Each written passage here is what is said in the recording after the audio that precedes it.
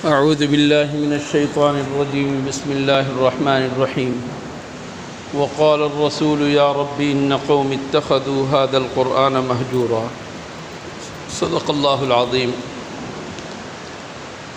آج جو کچھ قرآن کریم پڑھا گیا اس میں سے ایک آیت میں نے آپ کے سامنے تلاوت کی ہے، اس کے اندر اس کا ترجمہ اگر آپ سمجھ لیں گے تو آپ کو معاملے کی سنگینی کا خوب پتہ چل جائے گا کہ معاملہ کس قدر سنگین ہے۔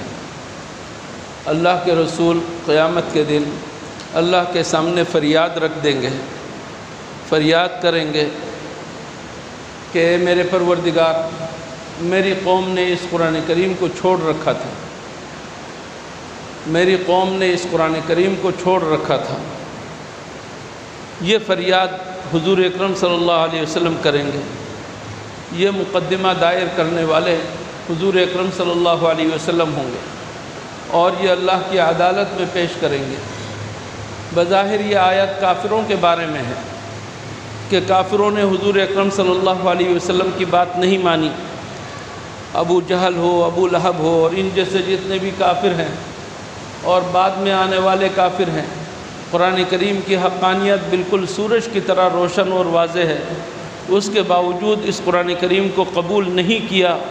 اس پر ان کی پکڑ ہوگی دعویٰ کرنے والے حضور اکرم صلی اللہ علیہ وسلم، اور منصف اس موقع پر اللہ جل شانہ، اور کس طرح کا فیصلہ ہوگا آپ اچھی طرح جان سکتے ہیں۔ لیکن مجھے جو بات آپ سے عرض کرنی ہے وہ یہ کہ قرآن کریم کے الفاظ پر اگر غور کریں، وہ یہ ہے کہ اللہ کے رسول یہ کہیں گے میری قوم نے اس قرآن کو چھوڑ رکھا تھا۔ اگرچہ کافروں کے بارے میں ہو اصل آیت، اصل مفہوم، اصل مقصود، لیکن اس کے باوجود قرآن کریم کے عام الفاظ بتلا رہے ہیں کہ قرآن کریم کے چھوڑنے والوں کے بارے میں بھی حضور اکرم صلی اللہ علیہ وسلم کی یہ فریاد ہوئی۔ اور آج قرآن کریم کے چھوڑنے کی جو صورت ہے وہ آپ کے سامنے واضح ہے کہ ہم لوگ باوجود ہے کہ ہمارے والدین نے ہمیں بچپن میں قرآن کریم پڑھنا سکھایا، ہمارے استادوں نے ہمیں قرآن کریم پڑھنا سکھایا، لیکن ہم قرآن کریم پڑھنے والے نہیں ہیں۔ پورا سال گزر جاتا ہے، قرآن کریم کی تلاوت کی توفیق نہیں ہوتی، پورا سال گزر جاتا ہے حافظوں کو بھی، اور وہ بھی قرآن کریم نہیں پڑھتے۔ کتنی بڑی محرومی کی بات ہے، آپ اندازہ لگائیں۔ اور پھر قرآن کریم کو چھوڑے رکھنے کی کچھ وجوہات یا کچھ رکاوٹیں بھی ہیں ہمارے سامنے۔ کچھ رکاوٹیں بالکل عام ہیں، ظاہر ہیں، سب جانتے ہیں۔ صبح اٹھ کر اخبار پڑھنا بہت سارے لوگ ضروری سمجھتے ہیں کہ اگر میں اخبار نہ پڑھوں تو میں ناقص رہ جاؤں گا۔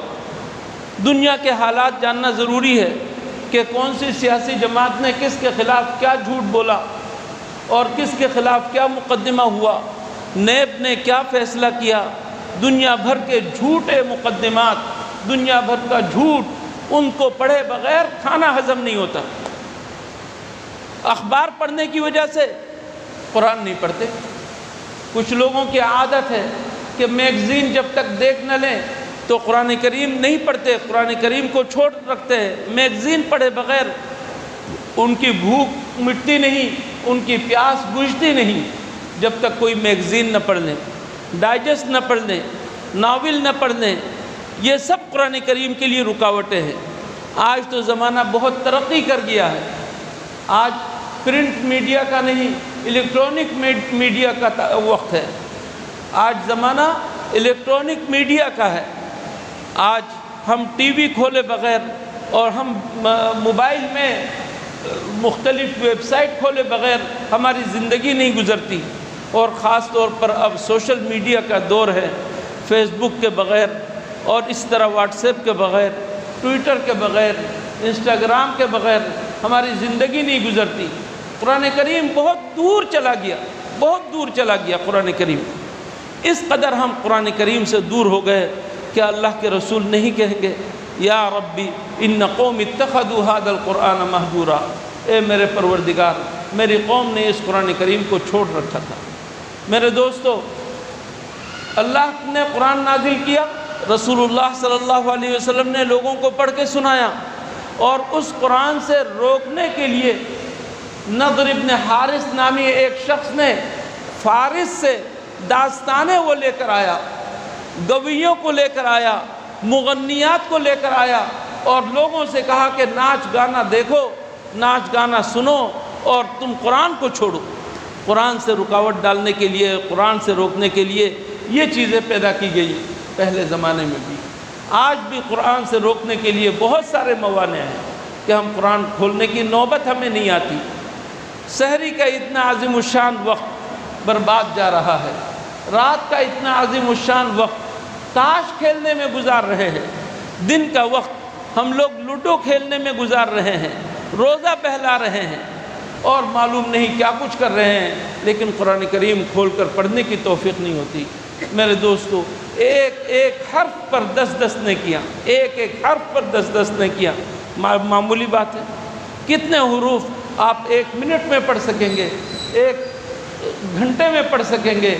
آپ اس ثواب کو نہیں جانتے۔